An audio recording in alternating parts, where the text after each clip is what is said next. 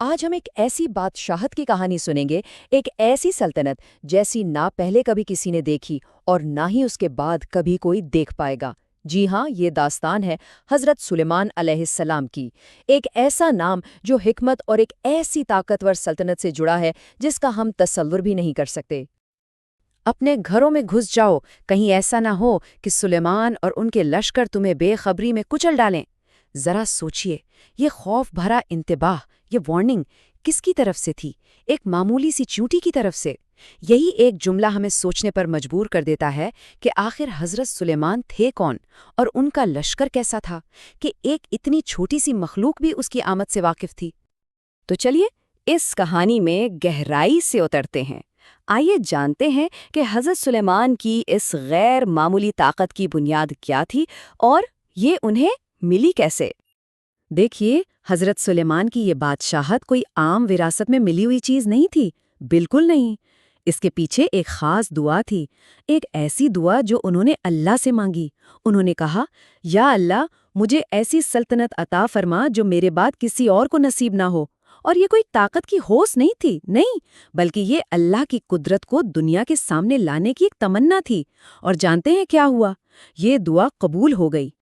اور اس دعا کے قبول ہونے پر انہیں ایسی ایسی صلاحیتیں ملیں جو ہماری عقل سے بالکل باہر۔ سوچ کر دیکھیے، وہ ہواؤں کا رخ موڑ سکتے تھے، جانوروں اور پرندوں کی بولیاں سمجھ سکتے تھے۔ ان کی فوج وہ بھی کوئی عام فوج نہیں تھی، اس میں انسان تو تھے ہی، لیکن ان کے ساتھ ساتھ جنات یعنی آگ سے بنی ایک ذہین مخلوق اور پرندے بھی شامل تھے۔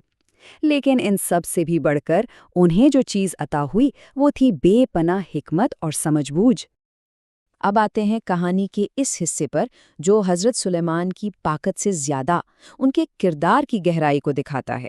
یہ واقعہ ہے ایک چھوٹی سی مخلوق کے ساتھ ان کی ایک غیر معمولی ملاقات کا۔ ہوا یوں کہ ایک بار حضرت سلیمان اپنے عظیم الشان لشکر کے ساتھ ایک وادی سے گزر رہے تھے، اور تبھی ان کے کانوں میں ایک چیونٹی کی آواز آئی۔ ہاں بالکل، وہی آواز جس کا ذکر ہم نے شروع میں کیا تھا، جو اپنی پوری قوم کو خبردار کر رہی تھی۔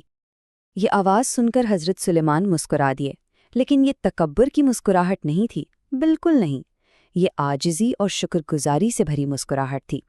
انہوں نے فوراً اللہ کا شکر ادا کیا کہ اس نے انہیں اتنی قدرت دی کہ وہ ایک معمولی سی چیونٹی کی فریاد بھی سن سکیں۔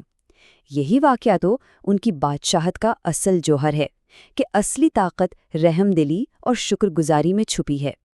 یہاں سے کہانی ایک نیا اور بہت ہی دلچسپ موڑ لیتی ہے، اور اس کا آغاز ہوتا ہے ان کی انتہائی منظم فوج سے، ایک پرندے یعنی ہدہد کی ایک غیر متوقع غیر حاضری سے۔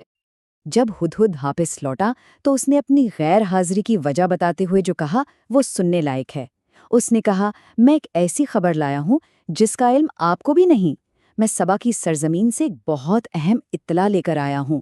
اور پھر اس نے سبا کی سلطنت اور اس کی ملکہ کا ذکر کیا، جو حضرت سلیمان کے لیے ایک بالکل انجان دنیا تھی۔ تو اب میدان میں دو بالکل مختلف دنیائیں آمنے سامنے آنے والی تھیں۔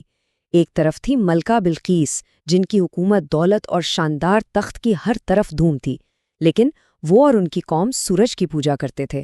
اور دوسری طرف تھے حضرت سلیمان، جن کی بادشاہت دنیاوی نہیں بلکہ اللہ کی طرف سے عطا کی گئی تھی، اور وہ اللہ کے پیغمبر تھے۔ تو یہ مقابلہ صرف دو سلطنتوں کا نہیں تھا، یہ تو دو نظریات کی ٹکر تھی۔ اور اب کہانی اپنے عروج، اپنے کلائمیکس کی طرف بڑھتی ہے، جب ملکہ بلقیس یہ فیصلہ کرتی ہیں کہ وہ خود جا کر حضرت سلیمان کی حقیقت کو پرکھیں گی۔ پہلے تو ملکہ نے بہت قیمتی تحائف بھیجے، یہ سوچ کر کہ شاید انہیں متاثر کر لیں گی، لیکن حضرت سلیمان نے وہ سب یہ کہہ کر لوٹا دیے کہ جو کچھ اللہ نے مجھے عطا کیا ہے وہ تمہاری دولت سے کہیں بہتر ہے۔ اور اس کے بعد انہوں نے ملکہ کو دعوت دی کہ وہ خود آ کر ان کی سلطنت دیکھیں۔ اب سوال یہ تھا کہ حضرت سلیمان اس آنے والی ملکہ کی ذہانت کا امتحان لیں گے تو کیسے؟ دیکھیے، یہ وقت طاقت دکھانے کا نہیں تھا، نہ، یہ تو حکمت اور دانائی کو پرکھنے کا لمحہ تھا۔ اس کے لیے حضرت سلیمان نے ملکہ کی سمجھ بوجھ کو جانچنے کے لیے دو عجیب و غریب شاندار آزمائشیں تیار کی۔ پہلی، ملکہ کا اپنا تخت، سوچئے، پلک جھپکتے میں سبا سے ان کے محل میں منگوا لیا گیا اور اس کی شکل تھوڑی سی بدل دی گئی۔ اور دوسری، انہیں ایک ایسے ہال میں بلایا گیا جس کا فرش آئینے کی طرح صاف شیشے کا تھا، بالکل ایسا کہ دیکھنے والے کو لگے کہ وہ بہتے ہوئے پانی پر چل رہا ہے۔ تو جب ملکہ نے اس بدلے ہوئے تخت کو دیکھا تو انہوں نے سیدھا ہاں یا نہ کہنے کے بجائے ایک انتہائی ذہین جواب دیا۔ انہوں نے کہا، یہ تو گویا ویسا ہی ہے، مطلب لگتا تو بالکل میرے تخت جیسا ہے۔ یہ جواب ان کی گہری نظر اور ان کی سفارتی حکمت کو صاف ظاہر کرتا تھا۔ ان آزمائشوں کے بعد ملکہ بلقیس پر یہ بات بالکل صاف ہو گئی کہ وہ کسی عام بادشاہ کے سامنے نہیں کھڑی ہیں۔ انہیں احساس ہو گیا کہ یہ شان و شوکت، یہ حکمت، یہ کسی انسان کے بس کی بات ہو ہی نہیں سکتی۔ اس کا سرچشمہ تو صرف اور صرف اللہ کی ذات ہے۔ اور تبھی انہوں نے اقرار کیا کہ حضرت سلیمان صرف ایک بادشاہ نہیں بلکہ اللہ کے سچے رسول ہیں۔ چلیے اب ہم اس عظیم داستان کے آخری باب یعنی فائنل چیپٹر کی طرف آتے ہیں، ایک ایسا چیپٹر جہاں حضرت سلیمان کی وفات کے منفرد واقعے نے طاقت اور علم کی حقیقت سے پردہ اٹھا دیا۔ ہو رہا تھا یہ کہ حضرت سلیمان اپنے عصا یعنی لاٹھی کے سہارے کھڑے جنات کے کام کی نگرانی کر رہے تھے، اور اسی حالت میں ان کی روح پرواز کر گئیں، لیکن وہ ایک لمبے عرصے تک بالکل ویسے ہی کھڑے رہے۔ کسی کو، یہاں تک کہ ان کے سامنے کام کرنے والے جنات کو بھی ان کی موت کی خبر نہیں ہوئی۔ وہ سب انہیں دیکھ کر پہلے کی طرح محنت کرتے رہے۔ پھر ایک چھوٹی سی دیمک نے آہستہ آہستہ ان کے عصا کو اندر سے کھانا شروع کر دیا، یہاں تک کہ وہ کھوکھلا ہو کر ٹوٹ گیا اور ان کا جسم زمین پر آ گرا، اور تب جا کر سب پر حقیقت کھلی۔ یہ واقعہ تو جیسے ایک آئینہ تھا جس نے ایک بہت بڑی حقیقت دکھا دی۔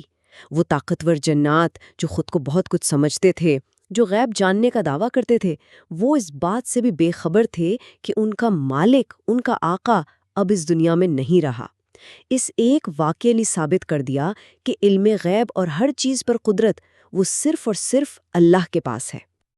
اور آخر میں وہی سوال کہ ایک چھوٹی سی چونٹی طاقت کی اصل حقیقت کے بارے میں کیا بتا سکتی ہے؟